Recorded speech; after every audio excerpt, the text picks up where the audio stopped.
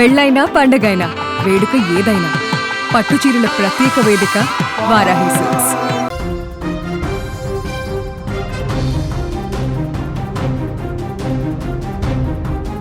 ఒక్కసారిగా ఆకాశానికి తూట్లు పడ్డాయా లేక నిమిషాల వ్యవధిలోనే ప్రళయం వచ్చి పడిందా?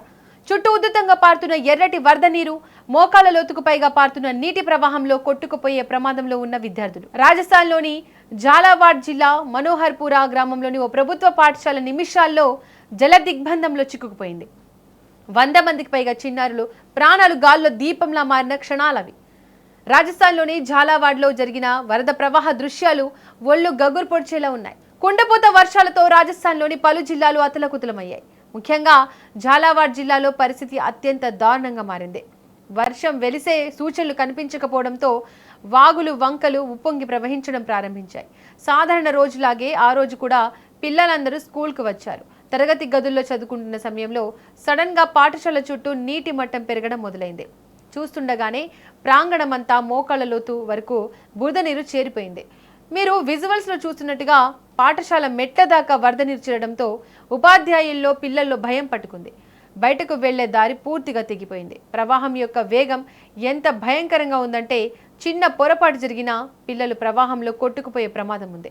లోపల 100 మందికి పైగా విద్యార్థులున్నారు. వర్షం తగ్గేలా లేదు. వరద మట్టం పెరుగుతూనే ఉంది. కరెంటు పోయింది. ఫోన్ నెట్వర్క్లు నిలిచిపోయాయి. ఏం చేయాలో తోచని స్థితిలో ఉపాధ్యాయులు, గ్రామస్తులు అత్యంత ఆందోళనకు గురయ్యారు.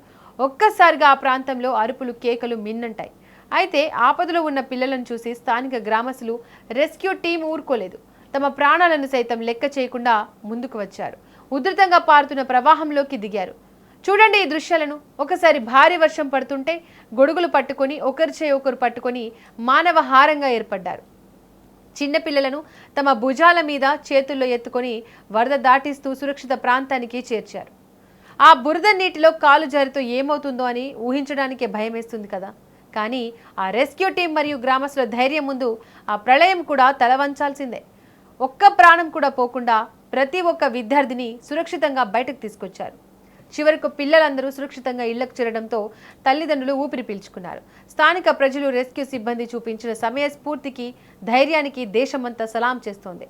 ప్రస్తుతం రాజస్థాన్లోని పలు జిల్లాల్లో భారీ వర్ష సూచన ఉన్నందున ప్రజలు, ముఖ్యంగా పాఠశాల యాజమాన్యాలు అప్రమత్తంగా ఉండాలని అధికారులు తీవ్ర హెచ్చరికలు జారీ చేశారు.